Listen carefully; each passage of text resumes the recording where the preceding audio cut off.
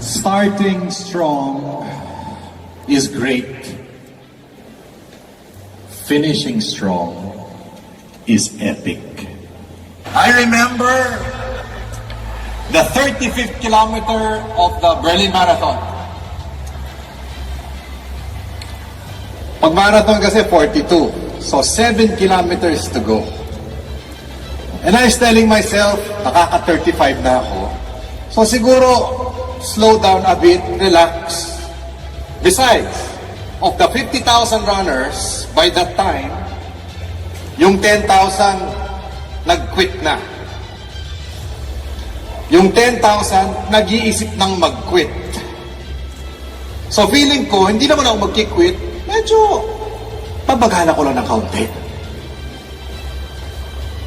And when I close my eyes to relax, whose face do I see? My eldest son, Donnie, yung artista.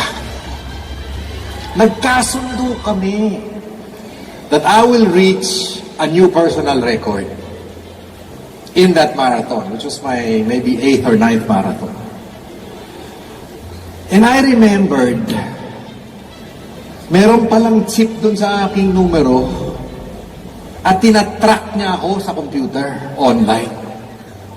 Ibig sabihin, every kilometer, he knew my time.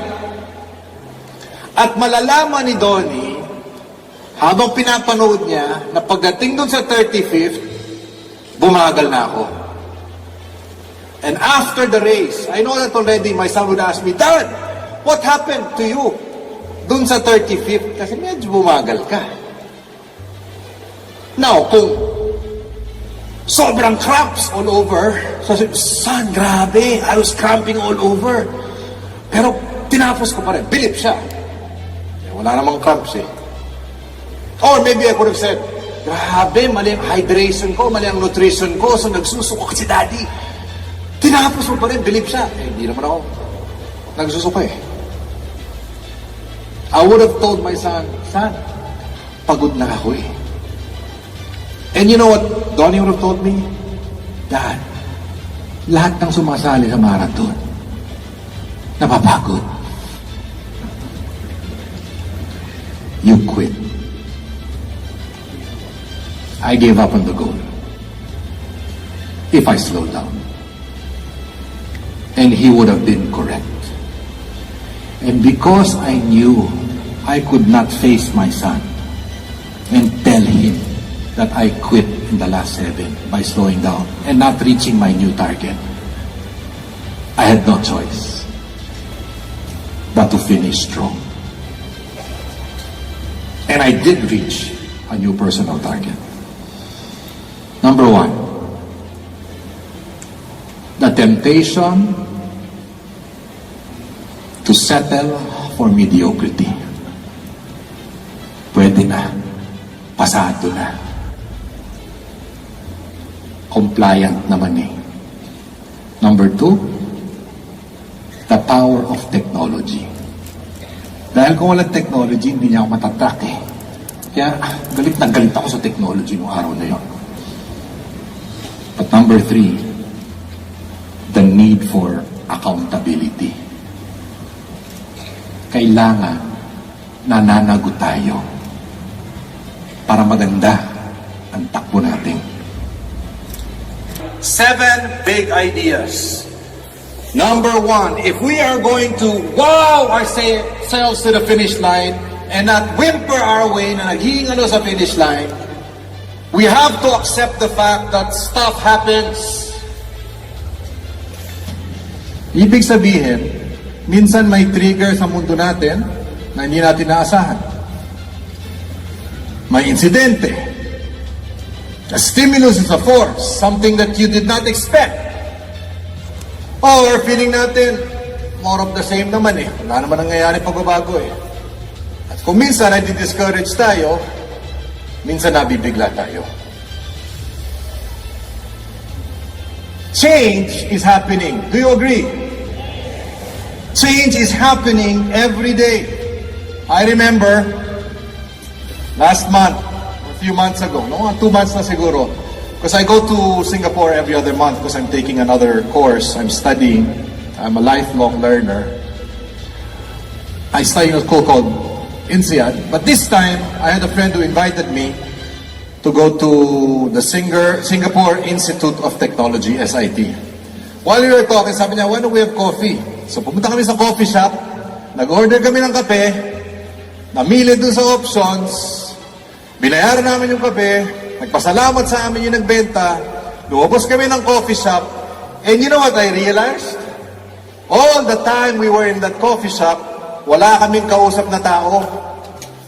Robot ang kausap namin. It was a robot that was asking us, serving us, collecting the bill, and then giving the change.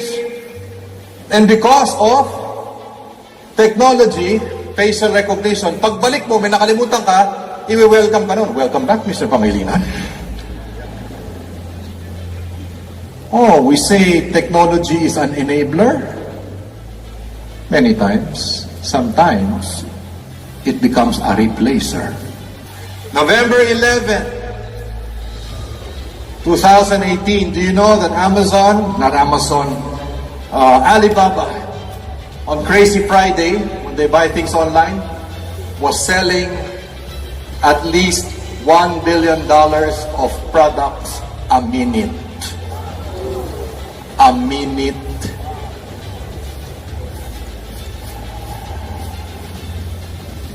But it's not all online, ha? Kailangan magaling ka rin offline. Ay, iba kasi feeling nila dahil nandiyan na online, hindi na kailangan offline. Tama ba? Importante ang high-tech, pero mas importante ang high-touch. When you press flesh. Tama ba? You think the Chinese are good in online? Of course. But they're better offline. That's why they're here. In the Philippines and all over the world. Do your computations. At least 100 million Chinese tourists go all over the world every year. 2018, at least 100 million Chinese traveled. Everyone spent $10,000. Make your computation. 100 million times 10,000 per person. How much did they spend? That was not offline. That was while they were traveling. Offline. Change is happening.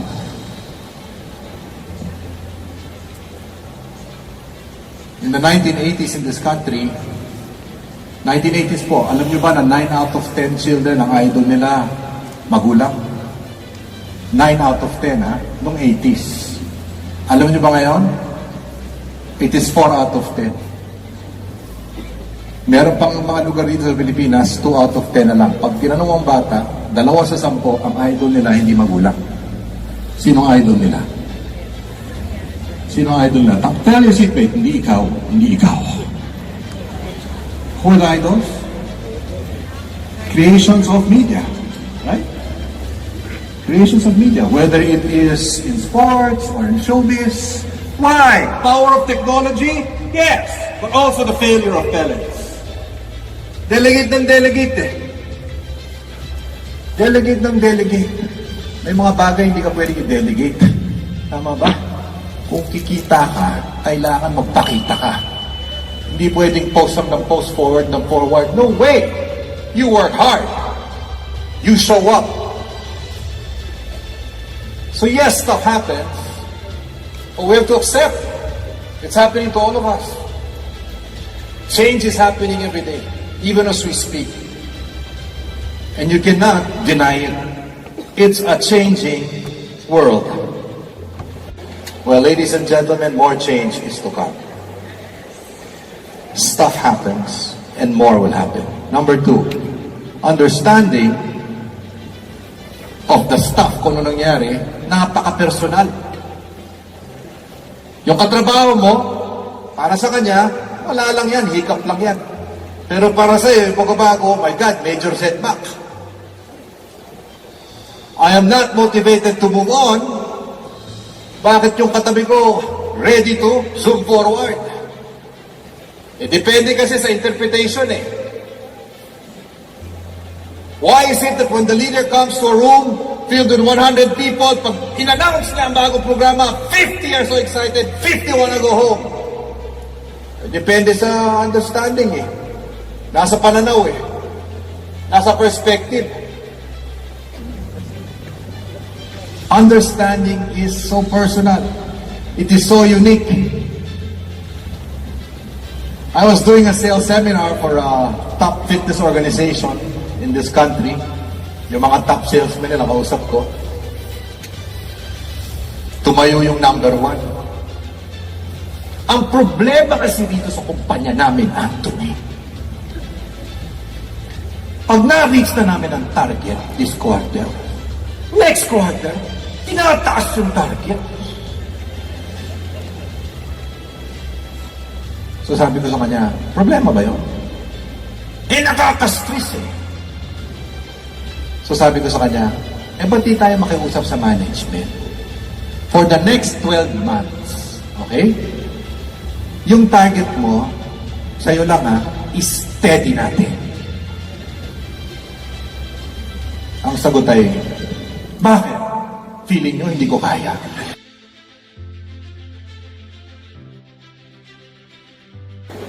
Di yung maintindihan di ba?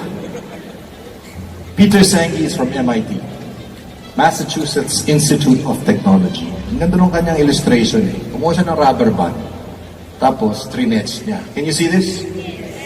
Okay? Vertical stretch. And I love what he said. This is your reality. Nandito tayo ngayon. Okay? This is your dream. Okay? Ito ang pangarap natin. Are you following? At dahil po may gap dun sa realidad ngayon at yung pangarap natin, meron tayong nararamdaman. Ano yung nararamdaman natin? Dahil dun sa puwang na yun, dahil sa gap. What do you feel? Pressure, stress, tension. You know what Senge said? S-E-N-G-E. That tension is good. Huwag kang negative na may tension sa buhay mo. Ang importante, yung tension mo ay dahil may pangarap ka sa buhay. Because that vision pulls you out of bed in the morning. Hindi ka babangon kung walang pangarap. Are you following? He calls it creative tension. It inspires you to move forward. There are only 2 ways to lessen the tension. Kasi pag sobrang naman ang tension, ano mangyayari? Bibigayo. Tama ba? 2 lang ang pwedeng mangyari para mabawasan ang tension. You change your reality and move towards the vision. O pwede rin yung isa. Huwag ka na lang mangarap. We are insatiable. And we were meant by God to move from glory to glory. Huwag kang kampante. Huwag na yung pwede na. Mangarap ka pa. But you have to accept the fact that there will be tension. Importante yung tension dahil sa vision. 100-meter final sa Olympics. Baka mas madali ito. 100 meters takbo. Lahat ng mga tatakbo nandito sa starting line. Ito po ang finish line. Question.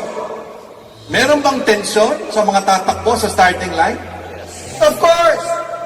Lahat may tensyon sa simula. Lahat nakafocus sa vision. And when the starting gun is fired, because of that tension based on the vision, everybody goes to the finish line. Nobody goes to the left. Nobody goes to the right. Thank God for the tension. Magpasalamat ka sa mga tensyon ng buhay mo. I don't know if I shared this before. I think I have to stress it again. No matter what happens to you, one of my mentors, John Maxwell, reminds us, it's not what happens to you that's important. It's what happens in you. Yung reaction mo importante. Yung pananaw mo importante. Hindi ko na nangyari sa'yo. Yung sagot mo. Ang hayop, mga kaibigan, ulitin lang natin to. Alam nyo na to, pero nakakalimutan natin. Pag meron pong puwersa o stimulus po tawagin, hindi nag-iisip yan. Bigla niya magre-react. Instinct. Ang tao, pag may nangyari, may gap muna eh. Hindi basta-basta dapat nag-react yan. May gap muna, may panahon. Bago siya nag-react. Anong dapat nangyayari dun sa gap na yun? What's supposed to happen when something happens to you? What are you capable of as a human being? You think. You process. You seek counsel. You get advice. You pray. You breathe. Because when you breathe, you make better decisions when you're at rest. At ang humihinga, namamahinga. Ang problema natin, pabigla-bigla reaction eh. Yan ang problema natin sa bayan natin kuminsan eh. Feeling natin lahat, biktima tayo. No, you're not an animal. You can always choose. You can always respond. To respond is to positively react.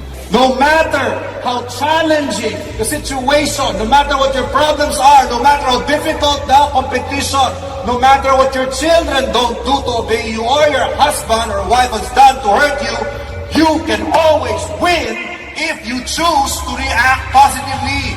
That's not the victim's mentality. That is the victor's mentality. And that is for every human being like you and